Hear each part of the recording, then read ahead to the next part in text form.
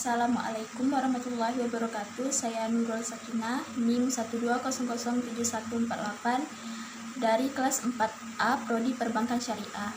Di sini saya akan menjawab pertanyaan-pertanyaan yang telah diberikan oleh dosen saya untuk memenuhi ujian akhir semester mata kuliah Ulumul Hadis. Pertanyaan nomor 1 yaitu, apa pendapat Anda tentang hadis dhaif dan bolehkah beramal dengan hadis dhaif? Berikan contoh hadis dhaif yang boleh diamalkan dan hadis dhaif yang tidak boleh diamalkan. Saya akan menjawab, menurut saya hadis dhaif itu hadis yang lemah. Hadis dhaif adalah hadis yang tidak memenuhi kriteria penerimaan hadis ataupun sifat-sifatnya tidak memenuhi kriteria hadis sahih ataupun hadis hasan. Nah, terkait hadis dhaif ini, ada sebagian kecil ulama hadis yang mengatakan bahwa hadis dhaif tidak boleh digunakan dalam hal apapun. Hal ini umumnya dikarenakan sikap kehati-hatian dalam menyikapi suatu hadis. Namun, sejak dahulu para ulama hadis dan sebagian besar ulama hadis membolehkan meriwayatkan dan mengamalkan hadis dhaif karena menilai bahwa hadis dhaif itu lemah, bukan palsu. Hadis dhaif boleh diamalkan dengan 5 syarat, yaitu yang pertama, tidak dalam masalah halal haram hukum fikih. Yang kedua, tidak dalam masalah akidah tauhid.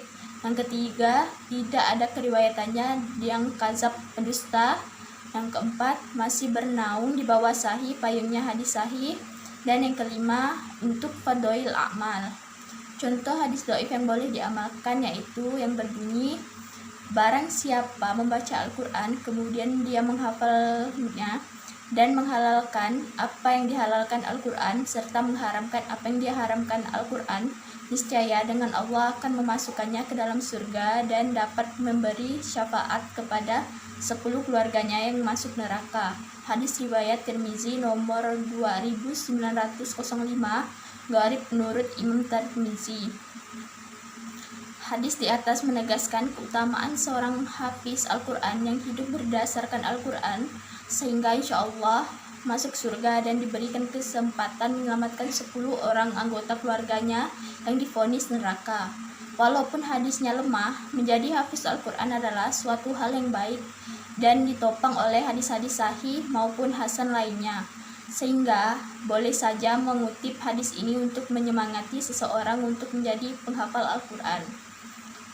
Contoh hadis dhaif yang tidak boleh diamalkan yaitu, barang siapa yang memasuki perkuburan kemudian membaca surah Yasin, maka Allah akan meringankan dan siksaan untuk mereka dan dia mendapat kebaikan sejumlah orang di dalamnya. Hadis ini tidak ada dasarnya. Pertanyaan nomor 2. Apa perbedaan hadis matruk, hadis mungkar, dan hadis maudhu serta hadis majhul?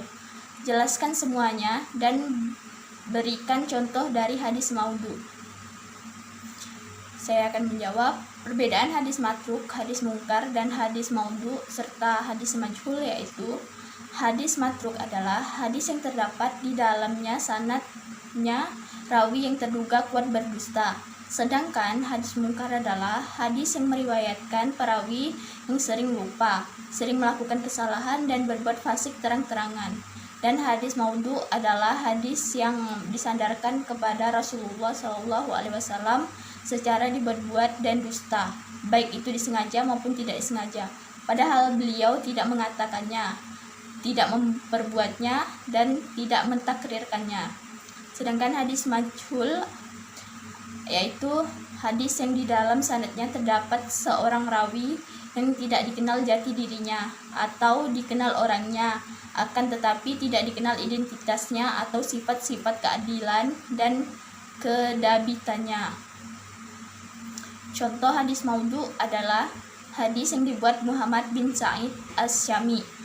Dia mengatakan bahwa Humaid meriwayatkan hadis dari Anas, kemudian dari Rasulullah yang berkata, aku penutup para nabi, tidak ada nabi setelahku, kecuali bila Allah menghendaki.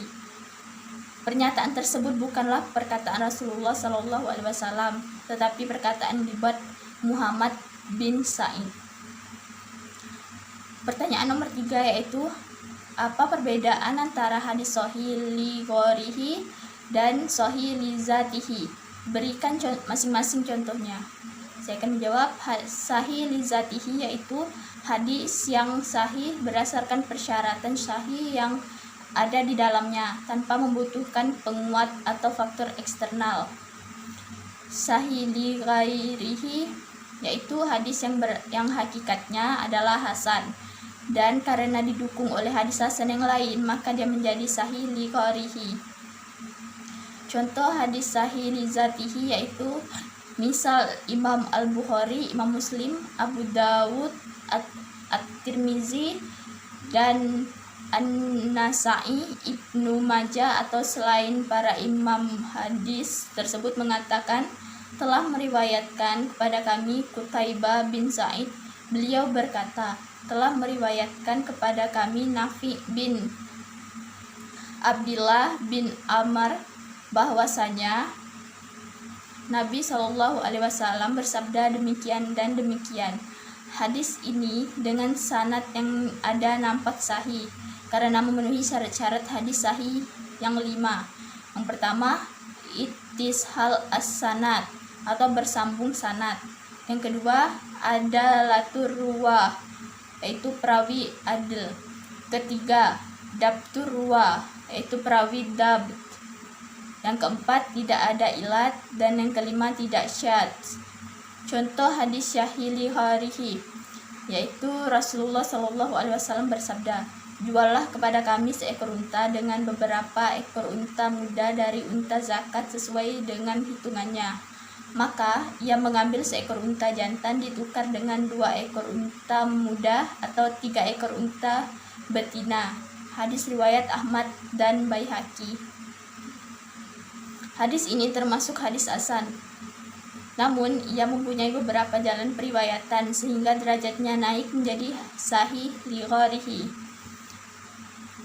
Pertanyaan nomor 4 yaitu apa perbedaan hadis munqati, mu'dal, mu'allaq, mursal, dan mudallas?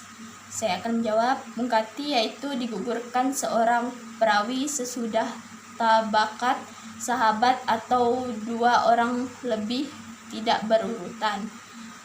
Mu'dal yaitu digugurkan 2 orang perawi atau lebih secara berturut-turut. Hadis mu'allaq yaitu digugurkan seorang perawi atau lebih dari awal sanad. Hadis mursal yaitu digugurkan seorang perawi pada akhir sanad. Mudallas yaitu pengguguran sanad di mana saja antara 2 perawi yang hidup semasa dan bertemu. Ia mendengar beberapa hadis, namun pada sebuah hadis tersebut sebenarnya ia tidak langsung mendengarnya, tetapi ia mendengar dari orang lain, kemudian ia meriwayatkannya dengan kata yang tidak jelas. Baiklah, saya telah menjawab semua pertanyaan tersebut. Sekian dari saya. Wassalamualaikum warahmatullahi wabarakatuh.